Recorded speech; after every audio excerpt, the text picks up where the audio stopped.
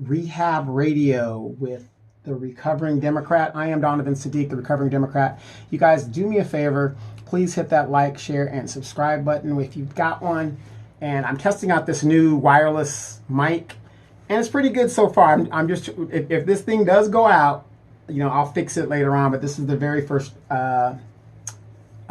episode, and we are entering election season. Today is the second day of Donald Trump's civil trial. Now, it just irks me.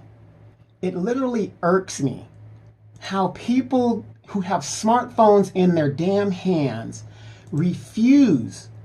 absolutely, literally refuse to use their damn common sense and look stuff up.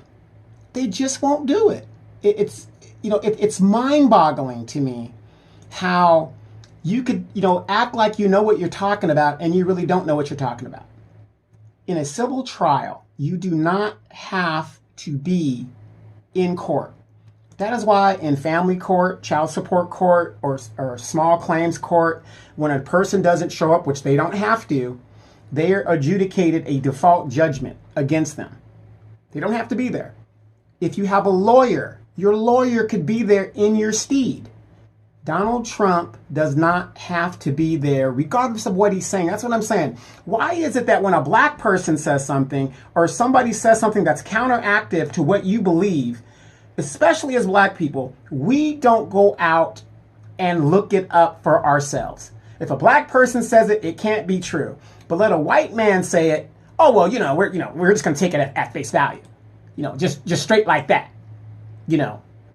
He's white, so it's got to be right. You know what I'm saying? And it just irks me. That just irks me to death. So Donald Trump, he's crying about, he doesn't have a jury trial, whatever. His lawyer, because he has very bad lawyers, did not check the box of a jury trial. A lot of your police officers, if the qualified immunity, which the Biden administration had promised black people would be repealed if they gave the Democrats the Senate and all that other stuff. Of course, they didn't do it, but this is what they promised us, right? And they didn't do it. So now,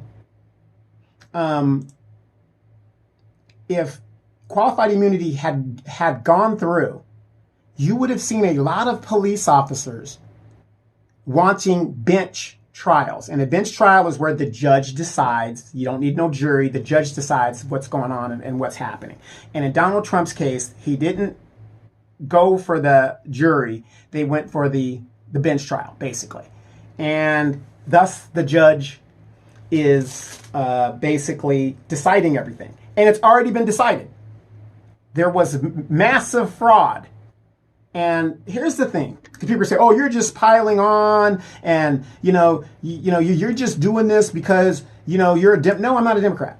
I used to be a Democrat. That's why I'm known as the Recovering Democrat. It's like a drug addict. I'm a recovering Democrat because I was born a Democrat. I was voting Democrat. Didn't know why I was doing it. It's just something that I do.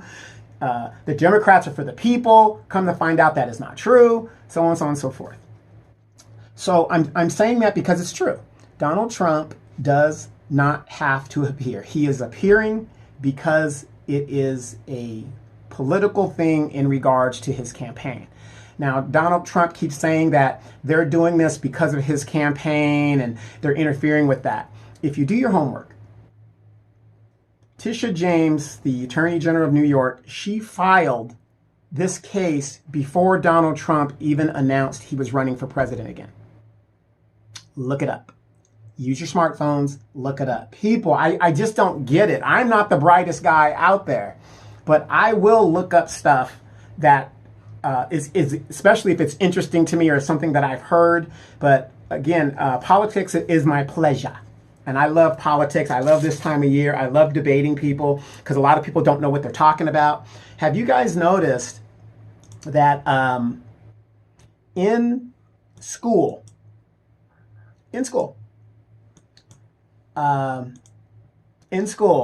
they don't put a lot of emphasis on government and politics and stuff and your rights and stuff like that. You would think a country who keeps talking about how great we are and the democracy and all this other stuff that they would emphasize in school.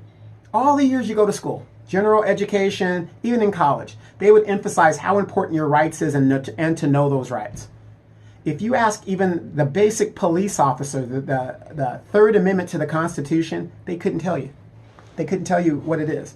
You've got police officers here who are sworn to protect the Constitution before and above anything else, but they will enforce people's feelings.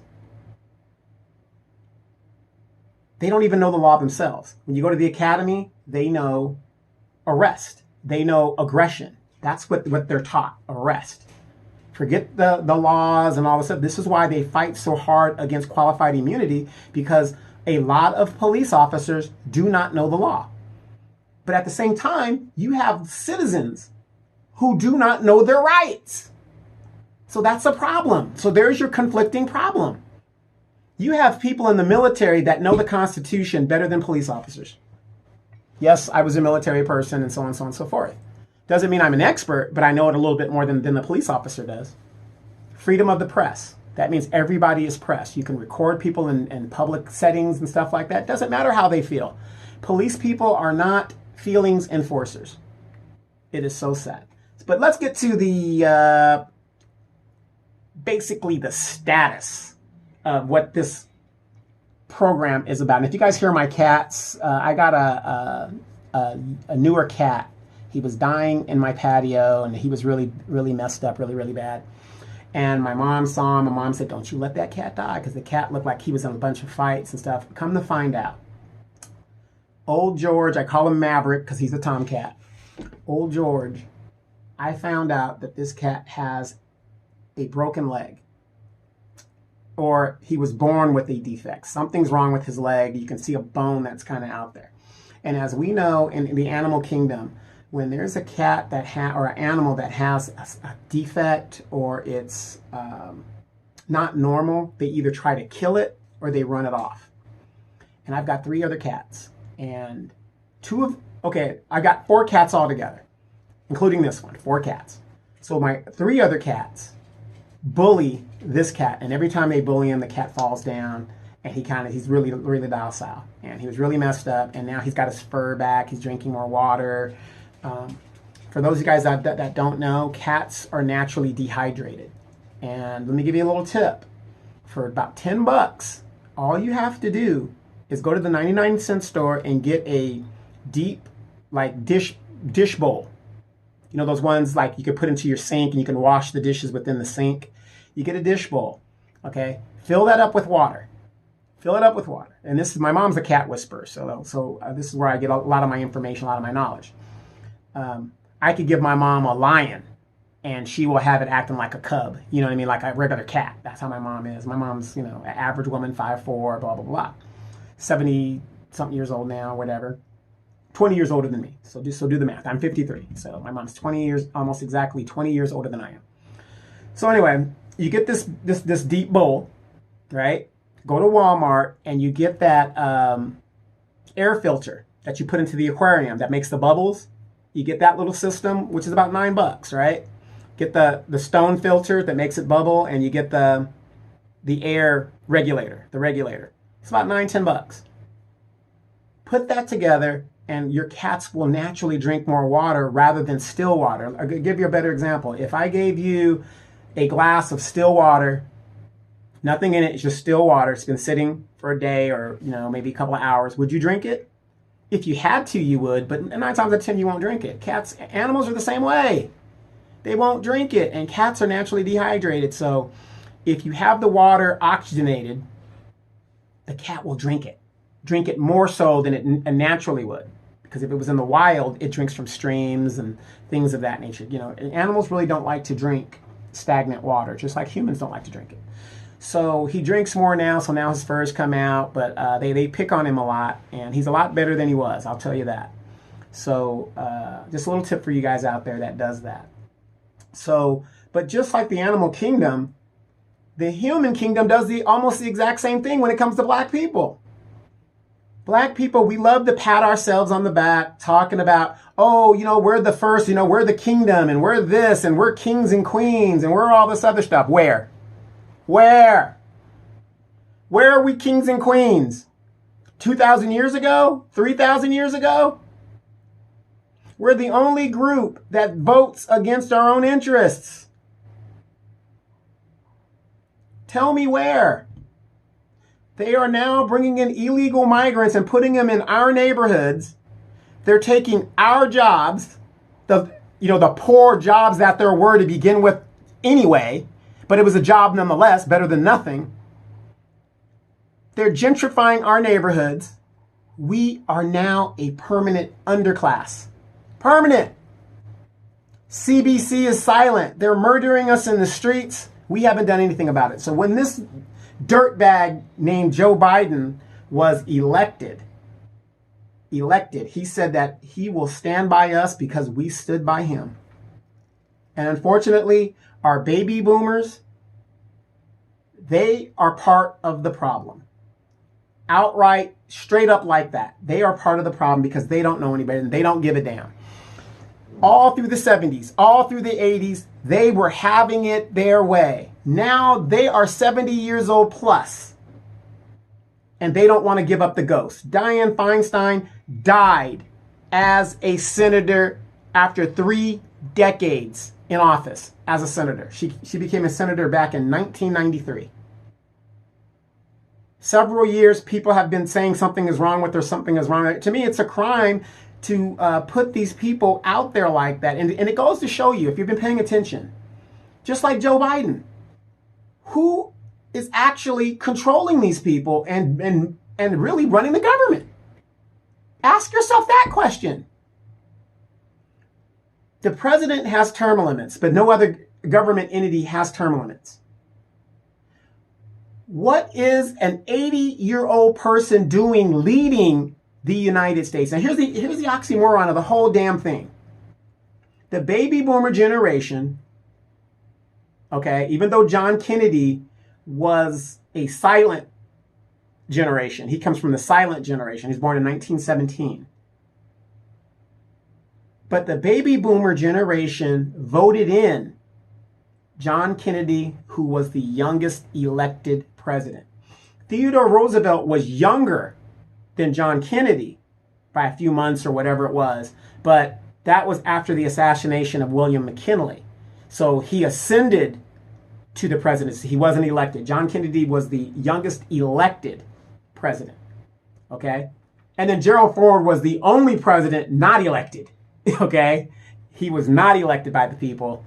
He was, he ascended to the vice presidency as well. So he wasn't elected at all and became president through the ascendancy of, and you got to remember, Gerald Ford wasn't elected with Nixon during the campaign of 1972. He wasn't elected, Spiro Agnew resigned in disgrace, and then Gerald Ford was appointed vice president and, whatever, and then he became president, and the rest, as you know, is history.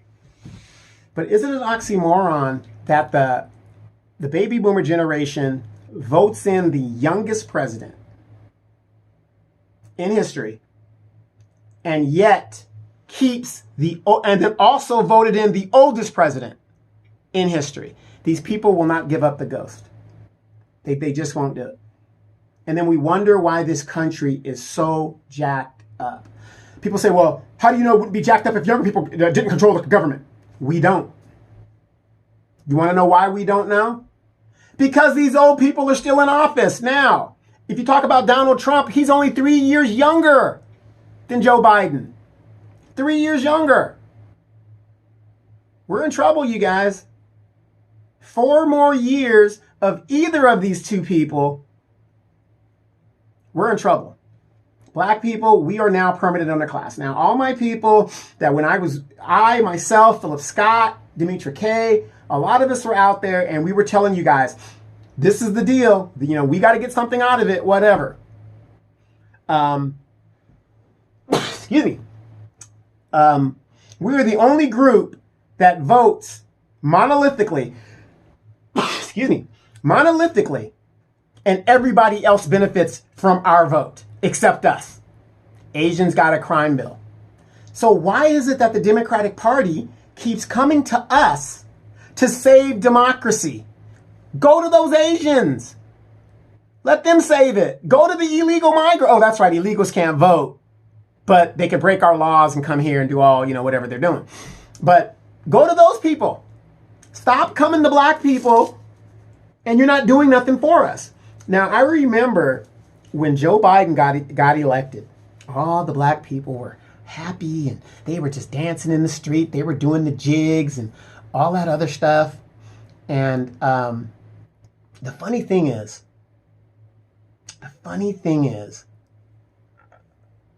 they were like, he just got in office. Give him a chance. He's only been in there a month, whatever. And I was saying, a lot of other people saying, but me specifically, I was saying everything Joe Biden needed to do for the groups that supported him, he did it within the first 45 days of being in office. What he's been doing for the last 3 years, I don't know. He's just signing stuff, signing the executive pen, whatever, for everybody but black people. Think about this, you guys. He just legalized 500,000 Venezuelans with the stroke of a pen. Demetra Kay, Philip Scott, African Diaspora News Channel, a whole bunch of different panels have been telling you guys he could wipe away student debt with the stroke of a pen. He has that authority. He could do anything as the executive. The Dreamers Act was done by an executive pen, Obama. The LGBTQ executive pen, then they ran it through Congress. But everybody was telling me, he just got in there. Give him time. We are 3 years in, 3 years deep. What has Joe Biden done specifically for black people? Not a damn thing. And yet people are up in my face telling me I don't know what I'm talking about. I have no clue. Some of my friends, intelligent ones, apologized and said, yeah, wow, I didn't realize, I didn't know, I didn't do all this stuff. God dang it, you got a smartphone, look this stuff up. Oh, you must be a Republican. Why is that a problem to you if I'm a Republican? Do I not have a right to vote the way I want to vote? Especially since I picked up a rifle, metaphorically, because I was in the Air Force, and I fought for this country. Unlike a lot of you. Can't work for no white man. Can't be in no white man's army. But you work for a white man. What's the difference? If you work for a white man and you're serving a white man in the job, and I'm serving the country, which benefits not only white people, Hispanics, Asians, and everybody else, and it protects your rights and it protects you from talking Chinese, how is that any less than what I'm doing? At least, as a veteran, I get some form of benefits. I get compensated for my injuries. I was taught a skill. I get a check. What do you do when your job closes down and that's the end of it? That's the end of the run. Well, what do you get for working for the white man all those years?